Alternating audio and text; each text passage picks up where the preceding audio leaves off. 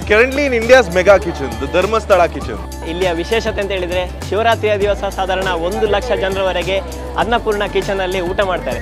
ಇವತ್ತು ನಾವು ನೋಡ್ಲಿಕ್ಕೆ ಇರುವಂತದ್ದು ಅನ್ನಪೂರ್ಣ ಕಿಚನ್ ನ ಸೆಟಪ್ ಯಾವ ರೀತಿಯಾಗಿರಬಹುದು, ಅದರ ಹಿಂದೆ ಯಾವ ರೀತಿಯಾಗೆಲ್ಲ ವರ್ಕ್ ಆಗ್ತದೆ ಅಂತ ನಾವು ಇವತ್ತು ನೋಡ್ಲಿಕ್ಕಿದ್ದೇವೆ. ಬನ್ನಿ.